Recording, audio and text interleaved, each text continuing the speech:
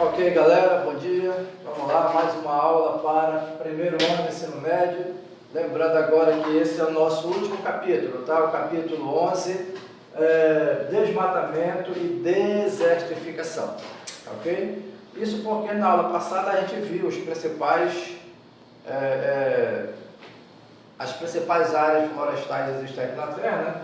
E agora nós vamos ver o processo de desmatamento que avança em alguma dessas áreas e o processo também de desertificação. As principais florestas eu coloco aqui, só lembrando, nós temos as florestas equatoriais e tropicais temperadas. Temos outras também, temos as boreais, temos as florestas, as savanas, que eu até coloco aqui uma observação com relação às savanas, que eu falo daqui a pouquinho. Mas especificamente, a maior quantidade de florestas ainda existentes no planeta Terra estão nessas áreas aqui equatoriais e tropicais. Lembrando que aqui nós vamos ter América do Sul, basicamente, né? América do Sul e grande parte, né, do continente africano, tá certo? Grande parte do continente africano. A questão é que essas áreas são muito grandes do ponto de vista do espaço físico e a densidade demográfica, quer dizer, a quantidade de pessoas que moram nessas regiões ainda é muito pequena, considerando o espaço físico dessas áreas pela quantidade de pessoas. E isso chama-se densidade demográfica, né? Nesse caso, por serem áreas muito grandes e com pouca habitação, relativamente falando, elas estão propícias à ocupação, né? Eu quero lembrar vocês que, por exemplo, a mais nova fronteira agrícola brasileira está aqui no norte do Brasil, a região amazônica também falando. E o que seria a fronteira agrícola? Seria aquele espaço físico que ainda oferece condições de expansão do setor agropecuário. Porém, há algumas situações, por exemplo, nas florestas equatoriais, que é grande parte da Amazônia Internacional, eu já falei para vocês que a Amazônia não é só brasileira, nunca foi, né? Só brasileira, mas a maior parte do domínio amazônico é de responsabilidade do governo federal brasileiro, domínio político territorial. Pois bem, nessa questão aqui, a gente vai ter que, por ser florestas equatoriais, nós temos aquela combinação. Linha do Equador, maior intensidade da radiação solar, e por conta disso, né, nós temos um calor muito grande, devido à maior intensidade da radiação solar. Nessa situação, nós vamos ter também uma grande quantidade de evaporação da água. Essa água que vai evaporar principalmente do Oceano Atlântico, vai formar uma intensa camada de nuvens, né, as nuvens chamadas cumulonimbus, que são aquelas nuvens que estão mais, vamos dizer assim, numa altitude menor, e consequentemente vão provocar as precipitações, ou seja, as chuvas. Exemplo, na região aqui, Castanhal até Belém, basicamente chove toda tarde durante o ano inteiro. Por quê? Devido à evaporação da água da Bahia, né? Provocada pela intensa radiação solar. Então, essas chuvas elas vão contribuir para a formação da floresta amazônica. Então, nós temos aí essa combinação, calor e umidade. Por que que eu entro aqui? Aí, na sequência, além da equatorial, vamos ter também as florestas tropicais, que é por extensão, uma continuidade da floresta equatorial, que pega 93% do espaço físico do território brasileiro. Neste caso, só 7% do Brasil não é equatorial ou tropical, é subtropical. Pois bem, então fazendo essa combinação, grande radiação solar o ano inteiro, com intensa evaporação da água, intensa quantidade de chuvas, consequentemente, nós vamos ter as formações florestais equatoriais e tropicais. Agora, como avança o processo de desmatamento ou desflorestamento dessas áreas, nós vamos ter o quê? A redução da umidade, mas a intensidade do calor, a intensidade da radiação solar vai permanecer. Consequentemente, nós teremos maior quantidade de calor, as chuvas vão continuar existindo, mas como ocorre o desmatamento para ocupação, principalmente de áreas de agropecuária, ou até áreas urbanas, né, chamada urbanização desordenada, a periferização urbana e coisas assim, o solo vai sofrer um grande processo de desgaste, né? Então, o principal, ou melhor, as principais consequências que o solo vai sofrer a partir da retirada dessa vegetação vai ser, por exemplo, aparece no material de vocês aí, arenização, lixiviação, inundação, né? Enchentes em grandes áreas que no passado não sofriam tanto assim porque as florestas protegiam, né, com relação, me refiro à proteção do solo, né? As florestas protegiam o solo e a ação da água da chuva não provocava grandes efeitos assim, né? Nessa questão, quando eu coloco aqui desertificação, quero só lembrar que seria o que? O avanço, desertificação seria isso, avanço de áreas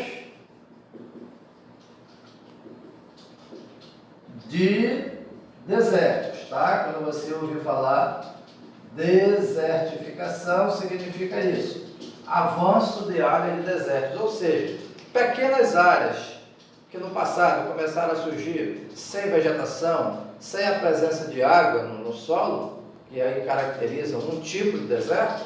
Lembrando que o deserto não é só um deserto quente, nós temos também desertos gelados, que é uma outra situação diferente dessa. Mas a desertificação significa isso, o avanço de áreas de deserto, quer dizer, áreas pequenas que no momento, de repente, estão se tornando áreas muito grandes por consequência do desmatamento. Por quê? Porque a perda da floresta, ela contribui para a proteção ou a saída da proteção daquela camada de solo. E o solo desprotegido, ele vai perdendo seus nutrientes orgânicos, né? Que é aquela camada que forma exatamente o solo. Qual é a camada? Radiação solar, água e nutrientes orgânicos. Para que o solo realmente exista, ele tem que ter pelo menos esses três componentes: água, calor da radiação solar e nutrientes orgânicos. Consequentemente,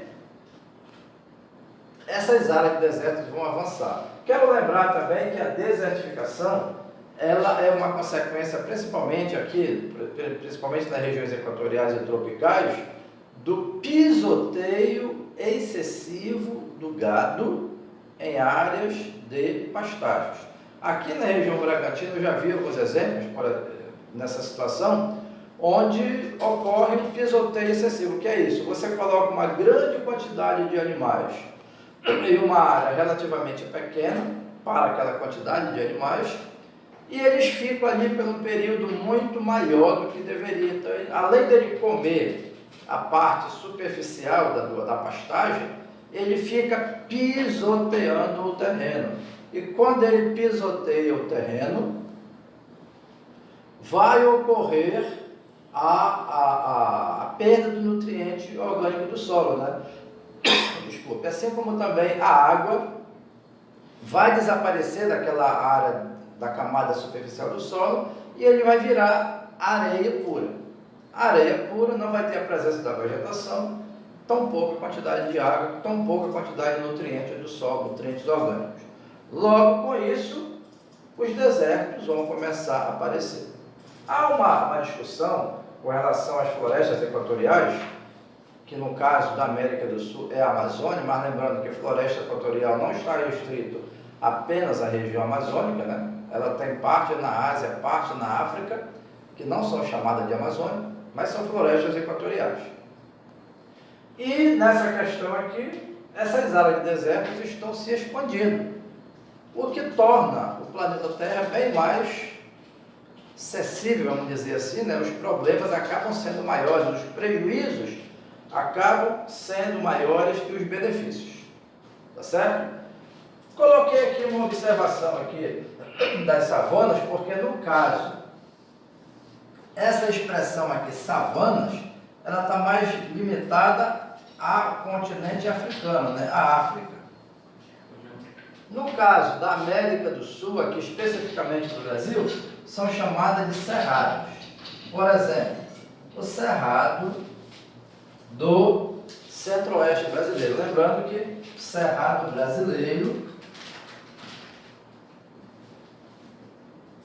vai pegar especificamente a região centro-oeste do Brasil, que vai ser os estados de Mato Grosso, Mato Grosso do Sul, Goiás, basicamente isso aqui, tá? Então, o Cerrado. Por que que o Cerrado sofre hoje com a chamada expansão da soja, né? A expansão da pecuária, a expansão do algodão, a expansão, basicamente, desses três aí, soja, algodão e pecuária. Nessa questão, porque a savana, ou o cerrado, é um tipo de formação vegetal baixa, né? Não chega a ser, nem se compara com as florestas equatoriais ou tropicais, especificamente lembrando que o cerrado é uma formação própria do clima tropical, tá? Mas diferente da formação equatorial, a vegetação do cerrado, elas são uma altitude relativamente baixa, com uma espécie de gramínea por baixo, e as árvores maiores, uma longe da outra. Neste caso, fica mais fácil, diria até também mais barato, a expansão, né? Porque a retirada da floresta, ela vai ter um custo menor que de uma floresta equatorial, como é no caso aqui do norte do Brasil, a floresta amazônica. A quantidade de árvores aqui nas florestas equatoriais são maiores, a quantidade, a altitude delas, em geral, são bem maiores também. Então, isso torna bem mais difícil o desmatamento dessa região. Lembrando que as florestas equatoriais, devido à combinação que eu falei anteriormente, calor e umidade, elas são serpenteadas por uma grande quantidade de rios. Então, isso dificulta a entrada de maquinário, de tratores, de caminhões, enfim. Daí os rios são usados como rotas para escoamento desse tipo de trabalho. Já nas florestas de cerrado ou savanas, a quantidade de rios é menor e, como eu falei há pouco, a vegetação é mais baixa e mais esparsa uma das outras. Daí se torna mais barato e, por consequência disso, que a expansão da agropecuária brasileira, da soja, do algodão, do milho, né? Tem uma nova modalidade agora, o milho, o feijão também, cresceu muito a nível de Brasil e agora, vamos dizer assim, esgotado essa área de cerrado que estaria propícia para a expansão da agropecuária, surge a mais nova fronteira agrícola, que é saindo do cerrado e entrando para a Amazônia, ou seja, para as florestas equatoriais. Tranquilo? Então, era isso que eu queria colocar para vocês nessa aula, lembrando, só encerrando o capítulo 11, tá certo? Eu espero que vocês tenham compreendido e abraços e até a próxima aula.